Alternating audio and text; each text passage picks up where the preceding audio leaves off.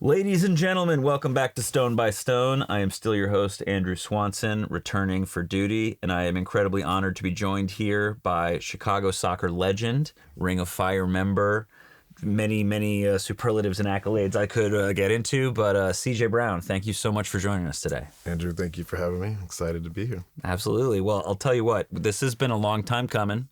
We've gotten to know each other over the years, being associated primarily with the Fire, which of course we will get into the long history there and the present there.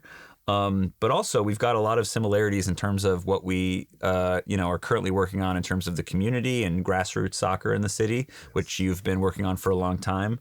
So to start off, I just want to say it's such a pleasure to have you on the pod for so many reasons, because you have such an incredible and pretty unique story in the game of soccer in terms of when you came up into it and where and how that all transpired, which I'd love to get into. I don't know much about your upbringing in the Pacific Northwest or anything like that, so I'd love to talk about that. But also, I think that there's something really special about people who have experienced the sort of pro levels of the game and the highest levels of the game, who dedicate their time after playing the game to getting as much access to kids in their communities as possible. And I think that what you've done with your foundation is amazing, and a lot of the work you're doing with the Fire now really supports that. So I just want to say it's an honor to have you here, and you're doing amazing work. So we're excited to talk to you about it. No, thank you. Yeah, I'm excited to talk about it, and whatever information I can share and help and try to get more people involved and are more people thinking about doing it. I mean, that's just kind of what we need to do, because soccer is a beautiful game. It involves a lot of people, and it gives opportunity to everyone. And the pay-to-play world versus that world, I think you need both of them. Yeah. But we do need to start focusing on the people that can't afford it and give more access to them. So absolutely, let's use that to talk about your past. Yes. So you grew up in Oregon. Born in Oregon, okay, and grew up in the Bay Area, okay, California. Gotcha. So, okay, yeah, I spent a little time when I was young, really young, in Oregon. But my dad's work moved him down to Oakland. Okay, cool. So then I moved into Oakland probably when I was 7, 8 years old. Gotcha. So that's where your most core memories of childhood are. Yeah. What was growing up in Oakland like? It was short-lived. We were there for a little while. I lived with my grandmother, and then we ended up moving to Hayward, California, which is maybe 30 minutes south of there. It was good. It was very diverse. We lived in a normal neighborhood, medium range homes and incomes and stuff like that. When the middle class existed, you mean? Yes. Yes. So it was pretty basic. My group of friends weren't really soccer people. They were basketball and football. So I was kind of the lone wolf when it came to soccer. I had another friend in our group that played soccer, so we kind of did a lot of things together, but we always got together as a group, and whether what sport it was. But soccer was not the biggest thing for everyone back then as it is now. Of course. We're a lot of Raiders fans and A's fans and stuff like that. Raiders, 49ers. Yeah, 49ers. I'm more of the Raiders because I'm on the East Bay. But it was definitely a football, basketball community that I lived in. Do you think that there's a benefit to having friend groups that have different interests from you? I say that because I think a lot of, especially with soccer, because it is sort of so insular in a way in American sports, especially for youth, does feel like soccer kids kind of are only hanging out with other soccer kids a lot of the time. Yeah. What do you think that you learned from, having a group of friends as a kid that weren't as into it? I think it was good because it took me away from the game. I wasn't constantly in the game. Yeah. And when you're playing as a kid, it's one, your friends, two, your family, your parents, and then obviously whoever you play with. But that's your constant, because you go to practice, you go to games, you go to tournaments. And I mean, now soccer, you're there 4 or 5 days a week. It's it's just too much. And I thought it was good because I'd go to practice or go to a game, and then I'd come home and I'd go hang out with my friends, and they were in a whole different sport. So I didn't have to talk about soccer. Yeah. I didn't have to think about it. Yeah. I just went out and we were kids. We became kids. Now kids will go to a soccer practice. They'll go home, hang out with the same kids that were at practice, and then they'll go to a tournament for a whole weekend, and then they'll come back and they'll still be with the same group. And to me, like, that's overload because you got academies, you got youth clubs, and everybody's just throwing so much soccer at you that they're never getting a chance to think about anything else. Yeah, absolutely. I mean, I feel like even as I'm nigh on 30, and I feel like I'm overwhelmed with the game sometimes and how much I talk about it and think about it. Yet here we are on a Wednesday night. So what are you going to do? Yes. I think that's really interesting because, especially in a place like Oakland and in a similar to Chicago, a place that is so sort of sports culture there is really intrinsic to the community, and like those teams when you were growing up there at least meant a ton to those areas, right? So sort of being at the time in a sport that was less built into American culture the same way, you did get to kind of like turn it off, right? And like focus on other stuff. Yes. I think that is really important too. I wonder, were you like, what was the youth scene like there in soccer, at least? Like when you would say you would go to practice, was that at school? Was that a club team? So back then I played with a club team, and that was like twice a week training. We were considered like more of an elite team for our age group. But then you'd play high school. So we'd stop playing club and then we'd play high school. And I think when I got around my senior year, you would do club, high school, and then some of the men's leagues, kind of like what they have here in Chicago. We would go and play with certain men's teams and on the weekends and try to make some money.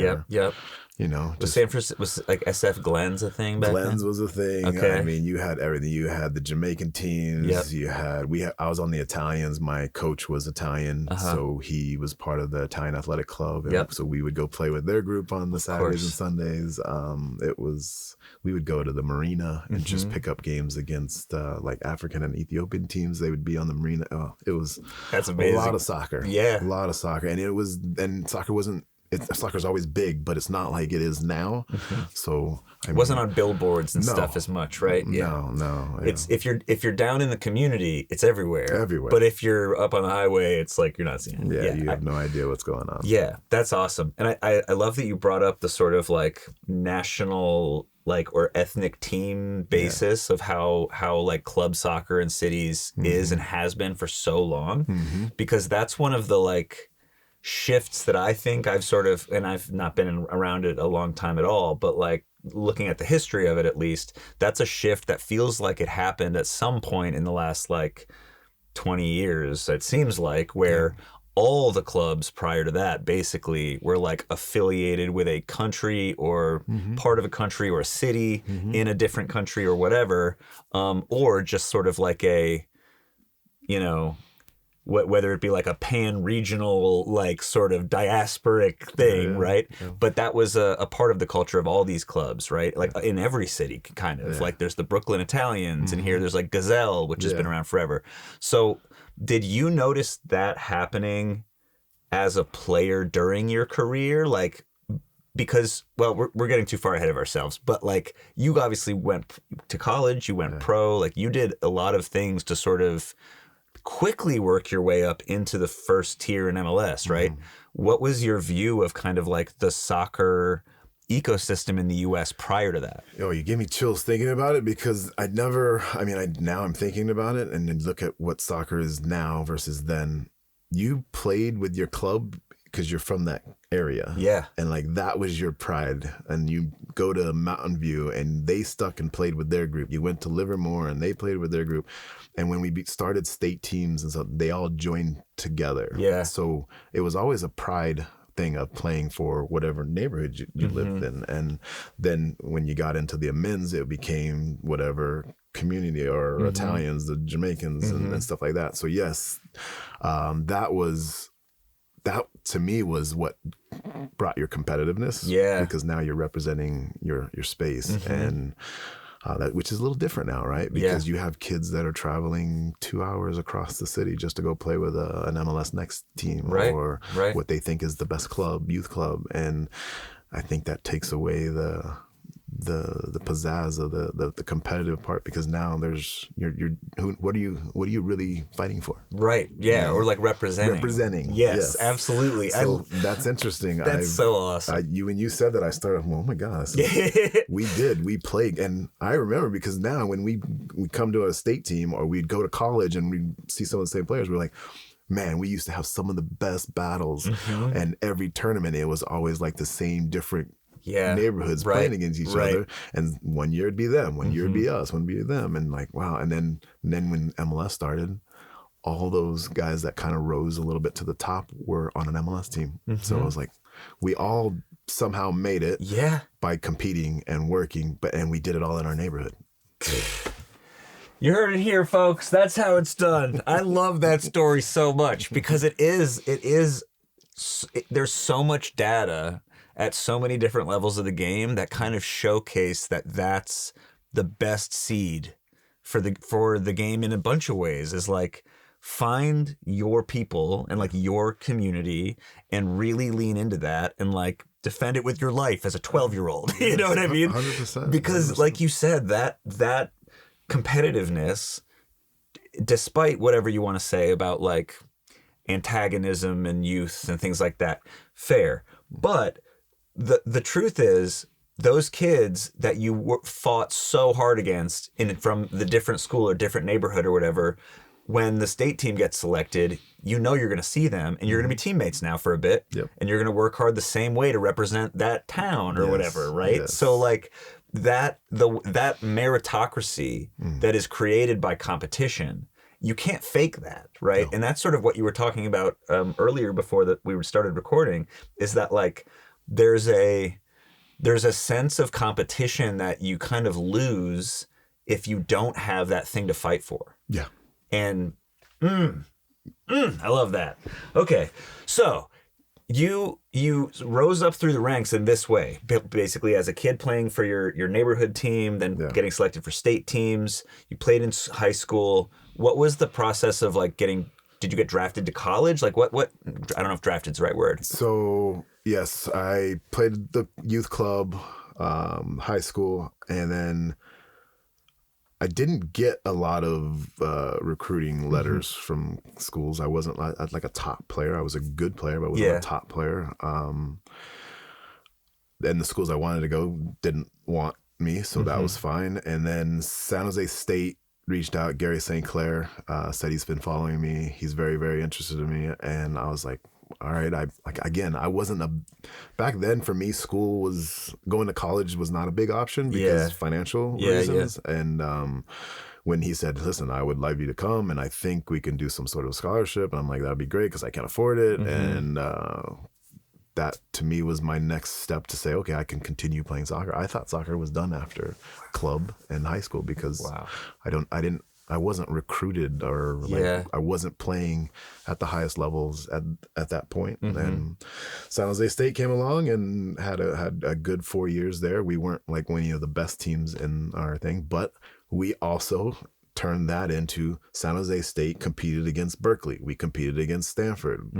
We competed against USF, and we were not in their leagues because their leagues were 10 times better, but we made it our own. We didn't do well in our own conference, but we made sure when we played teams in our area that we competed. Yeah. And USF was one of the best teams back then, and because they would recruit Swedish players and stuff like that, and we just did everything we could to try to compete. Yeah. And when we win those games, we were like, all right, we're doing something. Yeah, right. I think out of my 4 years, there was 1 year that we had a chance, and we still didn't get into the dance. So, yeah. So, as like an 18-year-old CJ Brown, you were like, I might be done playing soccer forever now. Yeah.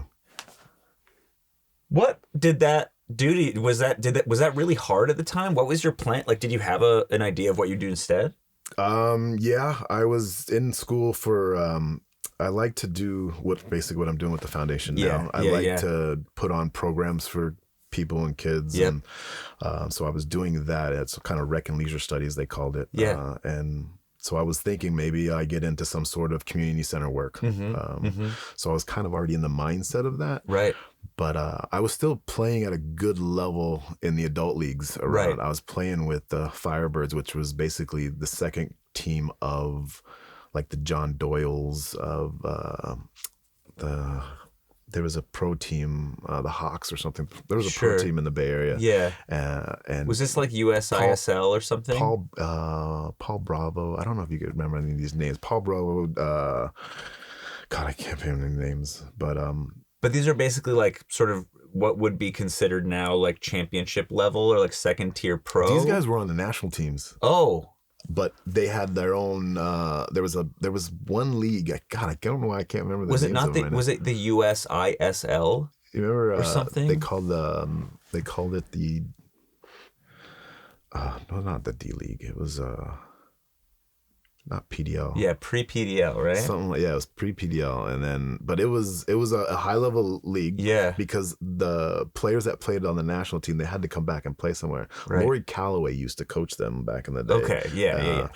And they had a team, so I would end up playing there during school. Yeah, and then I bounced around from there, another team called Santa Cruz Surf. Okay. And that was our competitive adult league. Okay. And what helped me was I played in those leagues and I did really well. And then the All Blacks, which is the San Francisco Bay Seals. Okay. I'd see them every tournament. We would play against them every time. And they were like, "What are you doing?" I'm like, "Well, I'm here." And they're like, "Did you come to San Francisco?" I'm like, in a heartbeat. Yeah. And so I went there, and that's when it kind of set off for me. But yeah, when I was in college, I was like, all right, I'm going to finish college and soccer's going to be done for me, because there wasn't an option to go anywhere else because I wasn't making, I was on a state team, but nothing, nobody was really looking at it. And then MLS started my junior year. Okay. And I was like, interesting. Maybe there's something there. My coach was like, he's like, would you be interested in playing? I was like, heck yeah. He goes, I think you have the talent to play in MLS. I'm like, I don't know, because I didn't get offered anything around. Yeah, I barely got to play in college. So I'm not sure about that. I said, but the team was right here in San Jose, so I trialed that first year. And they said no, and I said, all right. And then I played my last senior year, and then trialed again, and they said no, and I was like, oh, that sucks. Yeah. And I had a job at a soccer store. Yeah. Told, which is my wife now, I told my girlfriend at the time, I said, I'm going to play soccer solid one more year. And that was with the San Francisco Bay Seals. I said, one more solid year. I'm going to work in the shop and play soccer. And if I don't make it, then I'm going to get a full-time job and figure it out. Yeah. She was like, all right. And we had a great year. Yeah. Played 2 MLS teams, beat them, and then lost to DC United in the Open Cup, and that's where it just took off for me. So, is that where you sort of got discovered by the Fire at the time? Yeah, because Bob Bradley was the DC United coach when we played them and we lost to them, and he was the coach. Wow! And he drafted me. He saw me in the draft. I got put in like a supplemental draft or something like that. Okay. So they had a college draft and a supplemental draft. Right. Supplemental draft, they just said, okay, they would pick out a certain amount of players and you can go. I wasn't even ranked in that. I was like, oh my God, I'm just going to go to this thing. Right. All my buddies went to it and they were like on the top list of who's getting drafted before it was even going. I'm like, oh my God. I tell my parents, I'm like, I'm just going to be a number to play. Right. And it worked out. And Bob was there and he saw me. So it was an Open Cup game that got you signed to the Fire. I think so, pretty much. Wow. I did not realize. I mean, I gandered at your Wikipedia page a few times. I didn't realize how many moments in your like early career where there was just a fork in the road where you could have just been like, okay, no more soccer, we're done. Yeah. And like it seems to me, at least right now, that along the path you've been kind of like zen about that.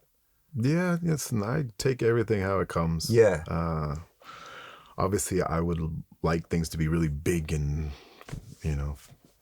fabulous to show, but I don't think that's me. I think I'm a very simple, calm, under the radar, type work. So ironically, in the Ring of Fire, all-time leader in minutes and all these things. Like, what was the moment when you were, because we're gonna take a break in a couple minutes, but I'm curious about this. Like, what was the moment when you were starting to, I'm assuming this was when you were on the Fire, but like when you were sort of looking around at your teammates and you were seeing yourself lock in a starting spot in MLS. Like, what was that feeling like when you were like, oh, I may have underestimated myself here? Did that happen or no? Never. No. No, I couldn't. Yeah. I mean, my first year, I didn't play the first 4 games. Everywhere, there's a huge story about how I started my first game. But okay, we'll get to it after the break, maybe. Once I started, I didn't lose my position. Yeah. But I had a good year, and I might have had, maybe it was after the second year, I had a good year, and Bob came to me and says, I'm thinking about trading you. I'm going, what? I'm playing every minute, and I don't know why or what it was, but again, salaries back then were tricky. I didn't make any money, so it didn't matter about my salary. It was more about the people they were trying to keep on the team. Right. And it didn't happen.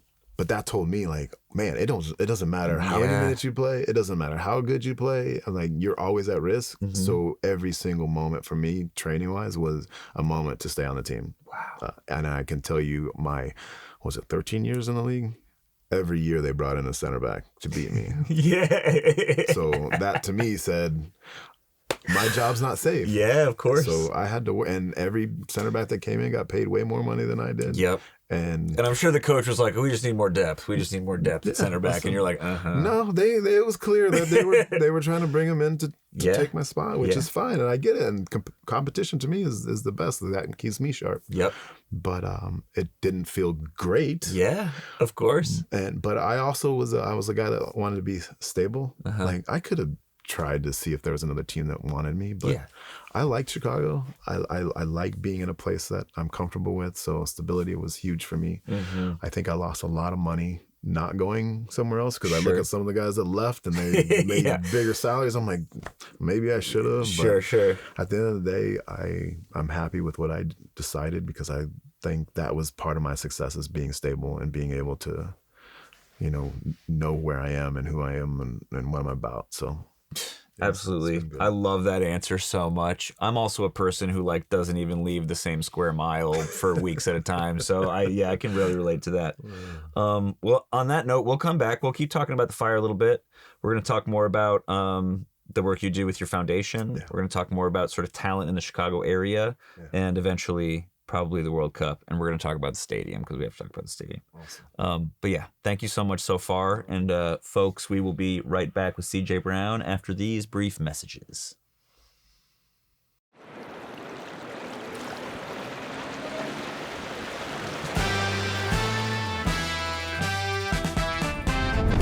Eight years ago, we were just an idea, a distant dream for togetherness, joy, and triumph. We did not inherit a dynasty. We did not arrive with airdropped riches and fanfare. We began with a foundation of belief and a shared commitment to build something authentic, something necessary. We're building this club the only way we know how. Stone by stone, brick by brick, goal after goal after goal. Now the foundation is set. The structure's sound. We can hear the music of the side streets and the rhythm of Lake Michigan as we give our community more Chicago to root for. Which is why we're proud to announce, for the 2026 season, Edgewater Castle Football Club officially enters the national stage, USL League 2 and USLW League. We built together. Now we climb together. Onward and upward, always.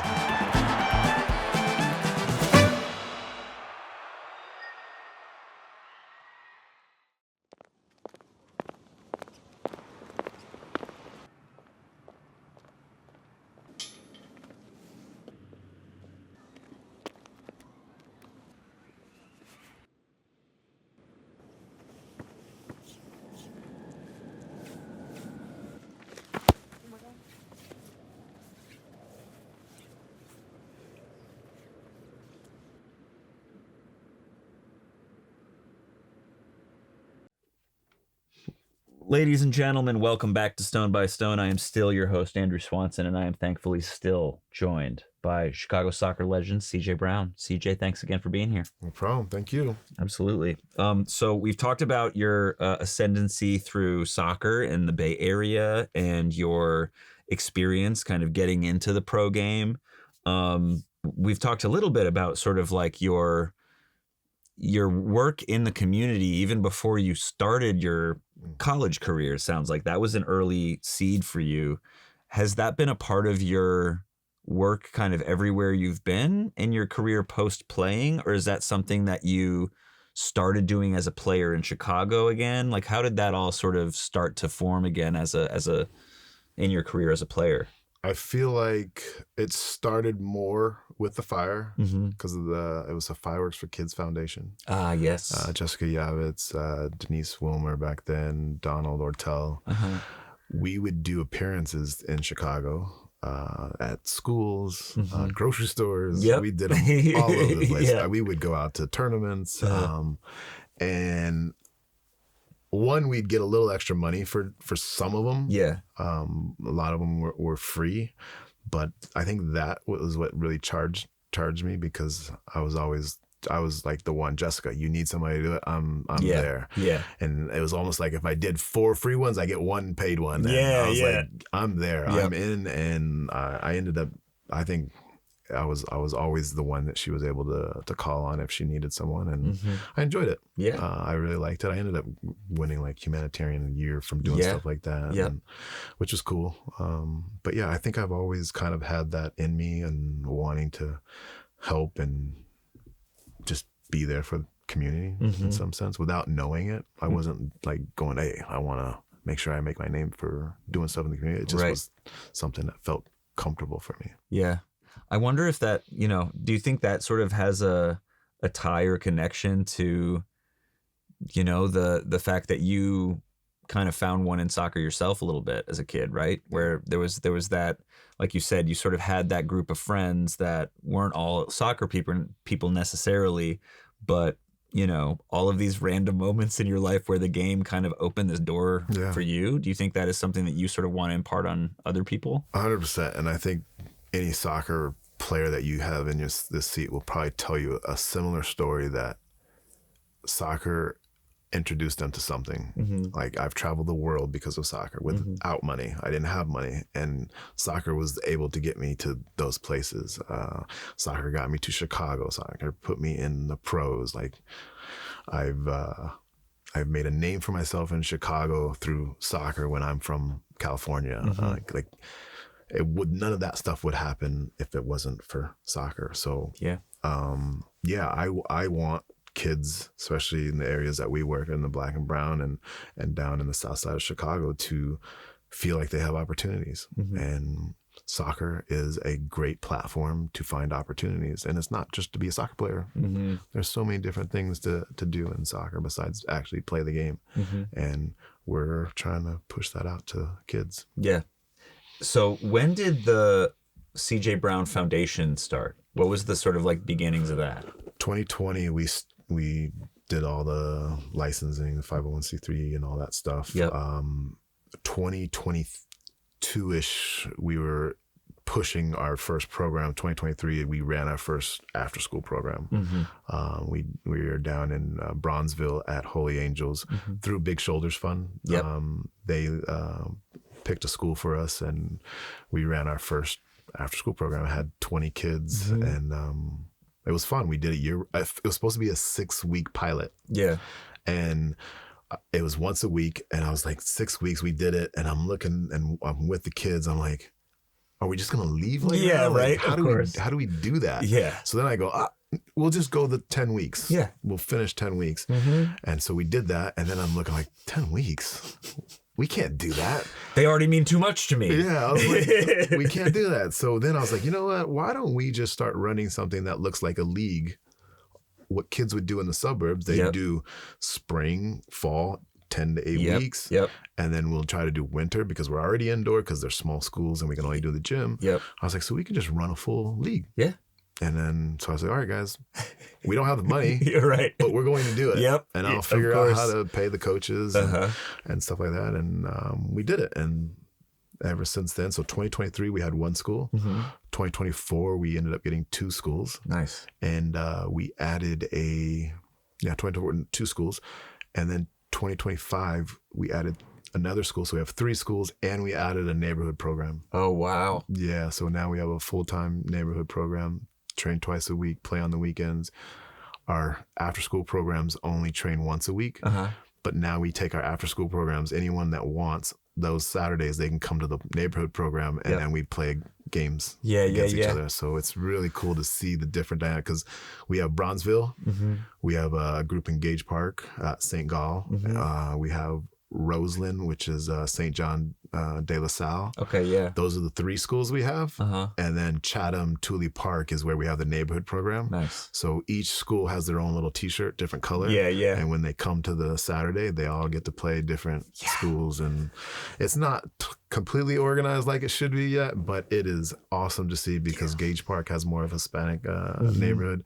And to now have Black kids playing with Hispanic kids and the different cultures. We even have girls teams. Yeah. And like, you can just see the competitiveness in them. And we do the SEL, social emotional learning and all that good stuff. So before the game, they sit and talk. After the game, they talk. We talk about how the wins, and the girls are so frustrated because they lost. And I'm like, yeah, but one day you might win. And sure enough, like, it's such a cool thing to see. And the parents, like, the parents don't know much about soccer, but they're on the sideline and they're just cheering their kids on like crazy. Of course. And now it's like addicting. They want to be there. They want to be there. And so we, it's all year round. We do everything year round, because I'm a firm believer that we have to be there for these kids on a daily basis, and we can't just come in, do it once, and then walk away. So I really applaud that, because I think the hardest thing for a program to figure out is that sense of like consistency,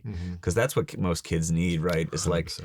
Not just a third spaces and places that are not home or school or church or things like that, but also someone that you recognize and someone who knows you, right? Like, just those things alone mean so much to kids. So the fact that you literally, like, impromptu in the moment, we're like, 10 weeks now. Okay, actually all year. It's just like, well, it's the need. You got to see a need and fill a need, kind of thing. And they love it. Like, the teachers at the school, like, I don't know about this soccer thing, but when I come back to the school, they're like, man, my kids are playing soccer in the hallways. Yeah. They're breaking stuff now. And I'm like, oh my God, I'm so sorry. But I'm so excited because now they're not picking up a basketball and football. They're actually looking for a soccer ball, and they're running around trying to play. And it's all because we just started a program that lets them be them, have fun, be free. Still, while trying to do some sort of structure of learning and stuff like that. So, man, it's a fun gig to have, I must say. Yeah, it is. And it's also like, this is something that I like tie into what we do with Castle on the adult side too, which is very much more trying to build a club that like a community can get behind and go cheer on and have something that the kids can cheer for and stuff like that. But I think there is also something to the fact that, a program like this that kids can do consistently and can do year round is also just like one of the only ways you can actually have a sustainable, like, age group after age group after age group kind of like cycle that starts to develop of kids who wouldn't have any connection to the game now have a sort of expected connection to the game, where like the only reason they didn't is that there wasn't an outlet for it. Right. And if you just have a consistent outlet for it and have a consistent place for them to engage with it, you give them the opportunity to want more of it, right? 100%. And like, that's the thing that I get very excited with a lot of our programs too, is that like, when you recognize that a kid who's in your program, the second they walk in, you can tell how much they were looking forward to it.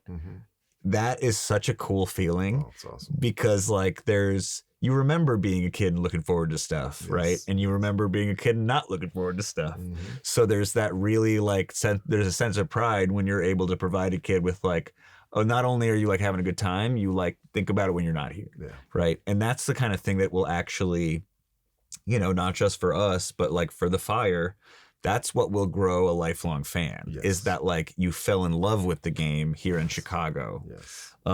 Yeah. You guys have the best, you have a really good system right now, because a kid now that's starting soccer can see himself growing, he or her can see themselves growing as a youth playing soccer and potentially playing for you guys as an adult or a college kid or an adult. Yeah. Like there's a pathway. Yeah. And that's totally. what people want to see. There's a pathway. And like my history of playing with the Italians, or you guys have a community-based club. Yeah. Like, and will you pull from other communities for some of the players? Maybe, but majority and the people that are supporting it, it's theirs. It's their home, and it'll always be theirs. Right. And to me, like that is what soccer is.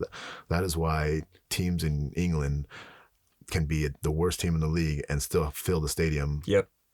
And if they get relegated or don't get relegated, it's like a huge celebration at the end of the year. And they were the worst team in the league, right? But they didn't get relegated. Yeah. So, okay, yeah, like they're 100% they will support you no matter what you do. Yep. Because you're always there in the community and how you treat them in the community. So that's important. God willing, man. We'll see how it goes, folks. But yeah, I agree. We do look at the adult side in that framework, which is that like we do want this to be a thing that the kids who are in our programs in 10 years, we hope 60% of the squad is those kids, right? Yeah, because if we've done our job right, then they want it more than anybody. Yeah. You know, because they live 2 blocks away. Exactly. And yeah, I think that, you know, my like nerdiest dreams of what Edgewater Castle can be is essentially, you know, like what Arsenal is now, right? And one day it's because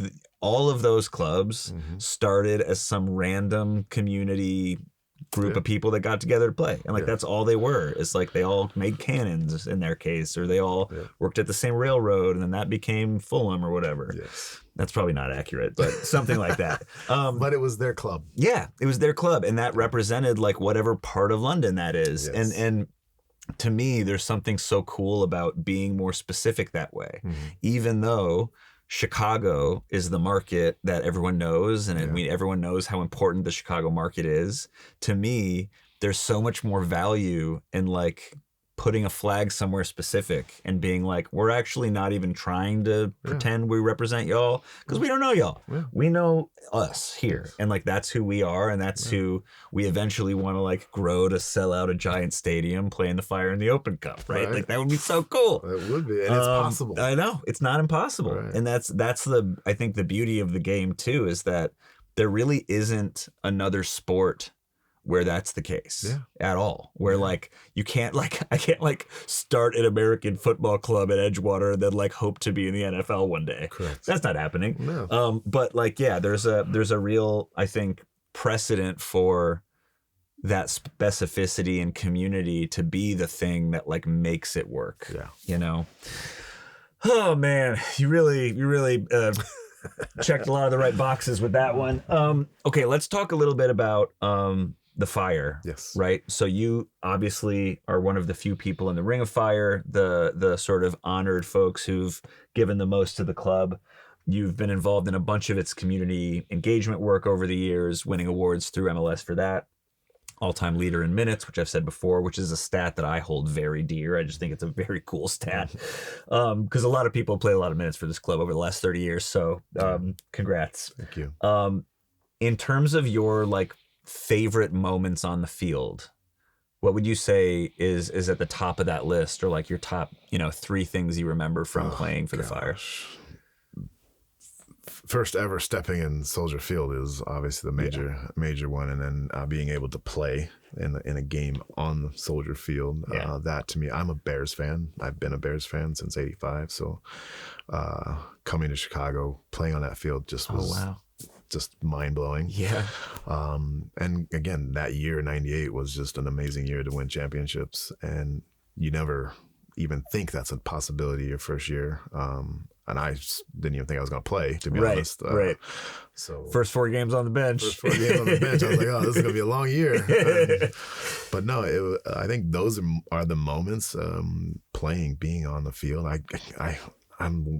I maybe had concussions in my time because I don't remember a whole lot Of the field, game time? Game time. I can sit with Jesse and Chris Armas and they can tell me game after game what they did, who did this, and I'm like, I don't remember that. Right. But whatever. I was there somehow, some way. Yep. You're just too locked in, man. You're not dealing with the periphery. I was always worrying about being here tomorrow. You know? Yeah, exactly. But you're like, I gotta be at Dominic's at 9 a.m. to meet Jessica tomorrow.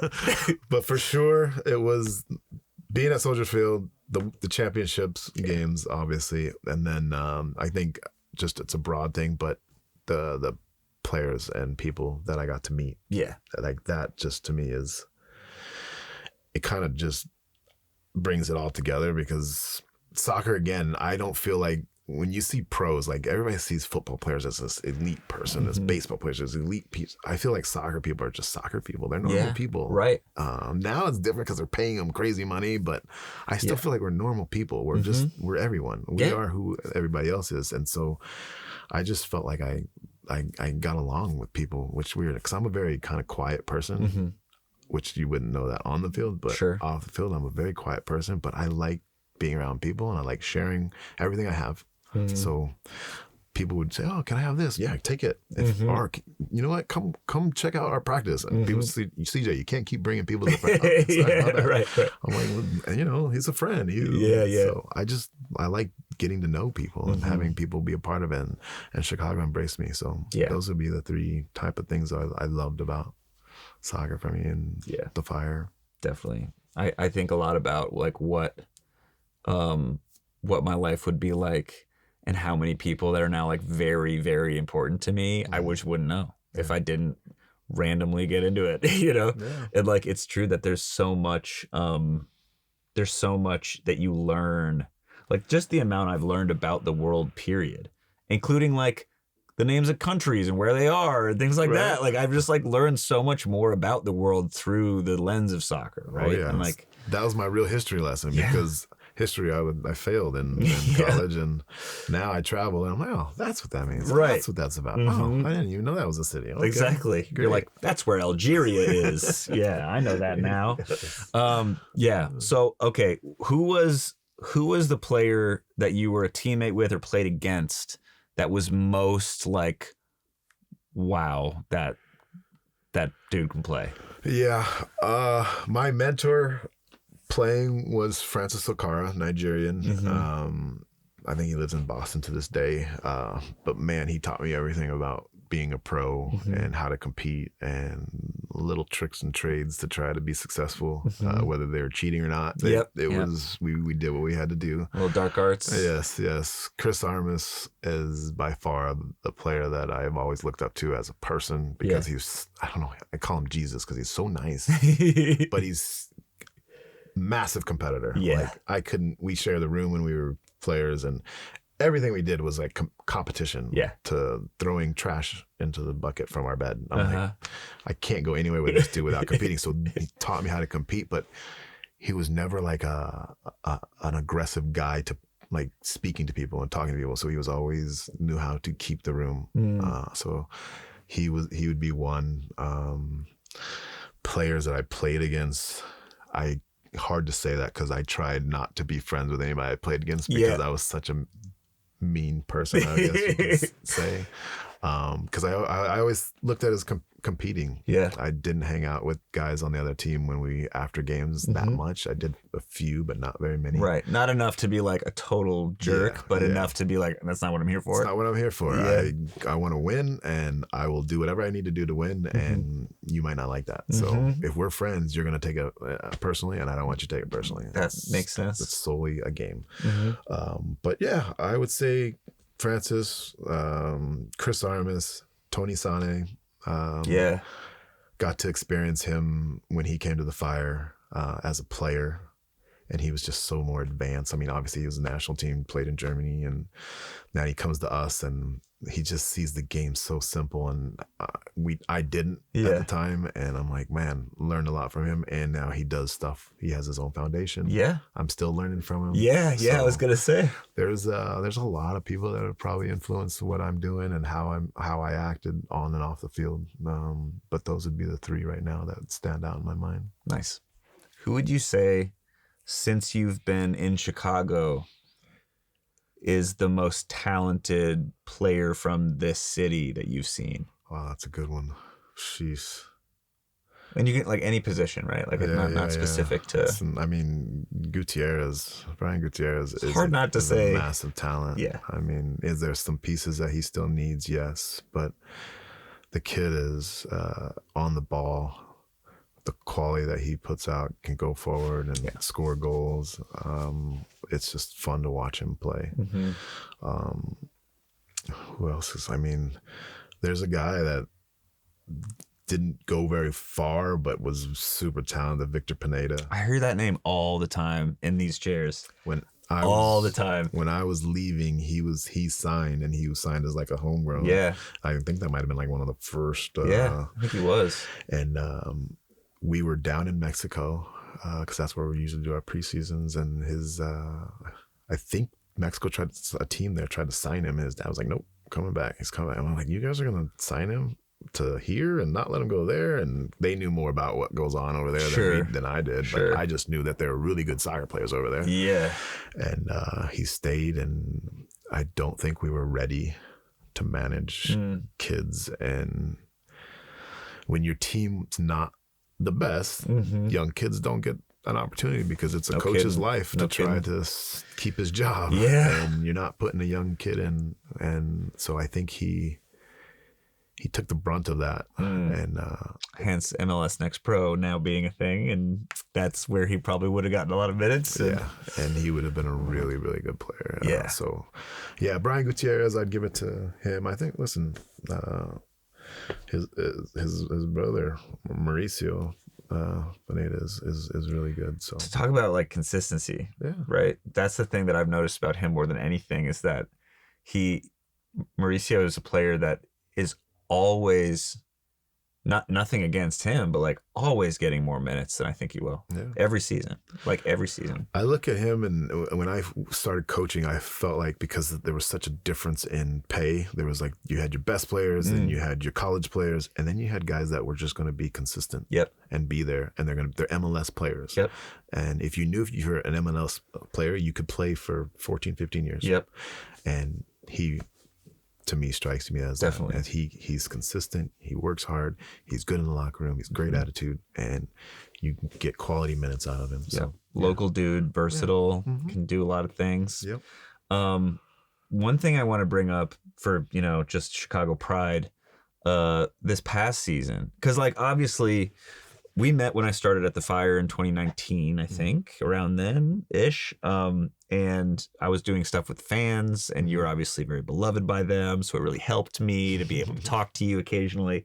But the moments over the last several years for the Fire that are like exciting to remember are kind of few and far between, right?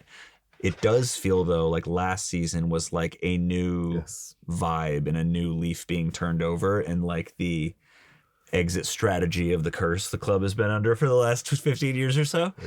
And there's something really, really cool and exciting about all the different things that the club is doing right now. In that there isn't really a stone being left unturned in terms of like how to change things, right? Which I really appreciate.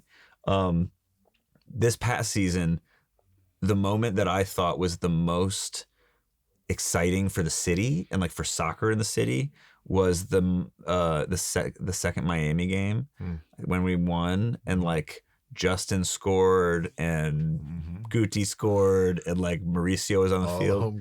All the homegrowns scored. And it was this moment of like, that is the most Chicago ever, is that like Messi and co come to town and we beat them, and like Justin Reynolds gets a goal. And like that felt so good, because it was this like momentary thing of just the thing that is going to make us the best version of ourselves as a city in the game is understanding how much talent and how many people live here. Yeah. Right. And like the stats from that game alone of like, you've got the most famous soccer player in history, potentially the best player ever on the field, losing to our kids. Yes. Right. Yes. And like, that's something that not a lot of people can say.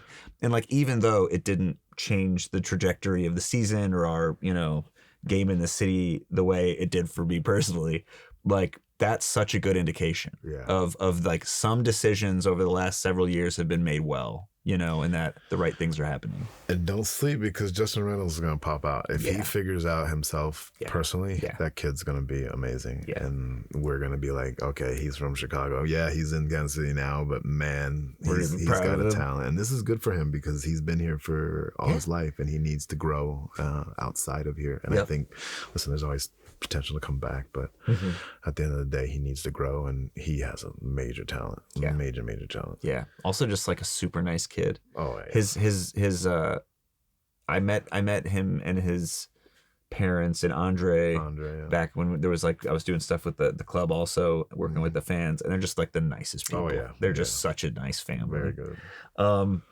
Okay. So this stadium's on the way. Have you had like sneak peeks at drawings and like what it's gonna look like? Just what everybody else is okay saying. So there's some stuff came out today. Oh, really? Some suites, images of suites. Oh, okay. I will never be able to set foot in them, but I'm sure they are very nice. I bet they smell like expensive colognes. I might have to do an appearance to get in one of those suites. Yeah, you're gonna have to show up with Jess somewhere. Yes.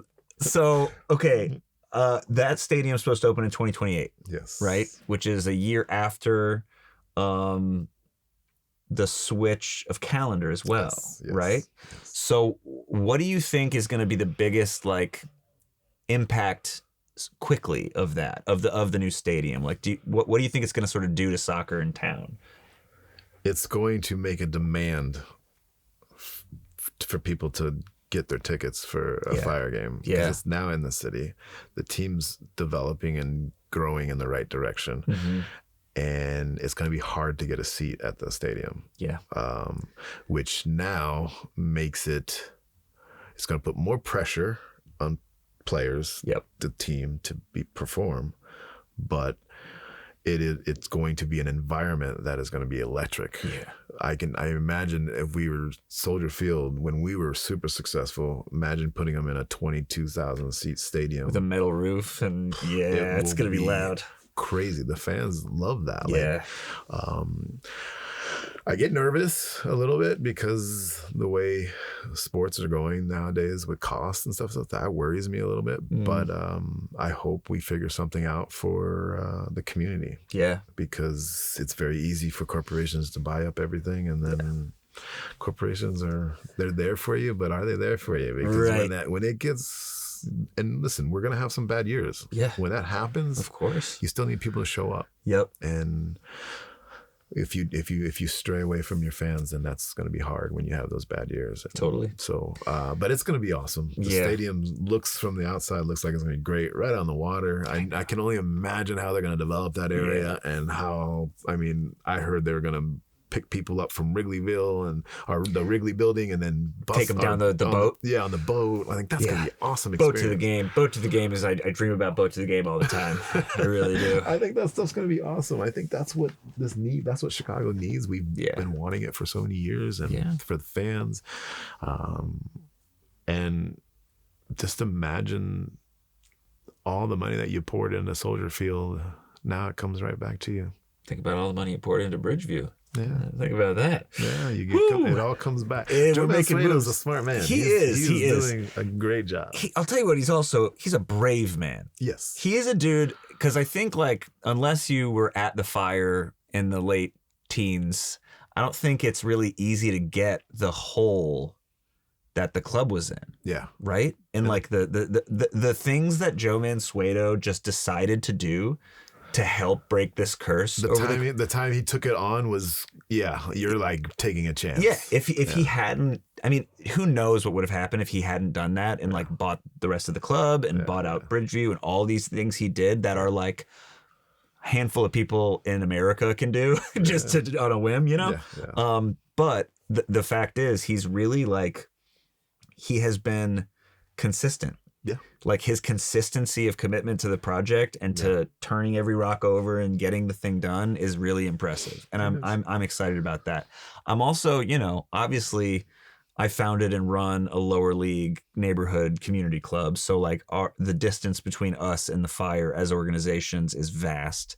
And the distance between myself and Joe Mansueto is quite vast as well. But I think that I'm very much a believer in the fact that like if Chicago's soccer identity is going to be really successful and our soccer culture is going to grow and become the giant or whatever we are, it requires the peak of the pyramid to be perfect and pristine and elite at that level, right? And I think in order for us to achieve all the things we want to and for all the other local clubs to achieve what they want to, the Fire has to be a huge success. Has to. You know, and that's something that I think is really important to remember is that like there is a sort of constant battle between the amateur grassroots and the pro elite, and that there's some sort of like there's some difference in goals between these things. But I think ultimately what we want is something that gives everyone what they're looking for. Yeah. And like as a fan, I am looking for a game at the Fire's new stadium, right? Like that's what I want. Yeah. And as a person who runs a club, I'm looking for a game at Winamax Stadium because that's what we want. Yeah. And like those two things coexisting is actually what makes the community 100%. A whole, you know? Yes. So that's my TED Talk. You know, CJ, I just want to thank you again so much for being here. I look up to you a ton in the way you use the game to impact people in the community. I really am obviously like a huge fan of the game in Chicago, and you are like on the Mount Rushmore of that. So I'm very, very honored to have you here, and glad we get to talk soccer sometimes. So thank you for being here. No, thank you. Anytime. I enjoy speaking with you about soccer, whether it's on this or out at the field. So I enjoy watching your teams play. You have Dugu as your coach as well. So have experience with her. So it's fun. Soccer's a massive, big sport, but it's a small world when it comes to soccer, and it brings us all together, and we got to keep using soccer as our tool. Yes, sir. For the foundation, how can people find out more about it or get involved or volunteer? Is there anything coming up do you want people to know about or anything? Actually, yeah, we have quite a few things we're getting ready to do with Soccer Without Borders. It's called Small Goals, Big Change. We are going to run a fundraising tournament in April 25th. I think there's a Fire game, but we'll do it in the morning. Cool. It'll hopefully be down at SoFi on Ashland. Great. And then we might be running an event just before the U.S.-Germany game, the 6th. Yes, the pre-World Cup kickoff game. Kickoff game. I'm an ambassador for Soccer Forward now. They've made me an ambassador, so they're giving us tools to figure out how to run a program, and hopefully we'll run some sort of program in the South Side, get the kids excited about the World Cup. And so that'll be an event that we'll try to invite a lot of people to. And, amazing. But yeah, we'll be around. We'll be doing all kinds of different little things, but those will be the two major ones. Awesome. And if you have anything, just go to the CJ Brown Foundation .org. Okay. And you can see what we're doing. You can do the volunteer sign up, and we'll definitely need a lot of volunteers coming this summer. Absolutely. It's a World Cup year, which means anyone working in soccer is going to need a lot more volunteers than last year.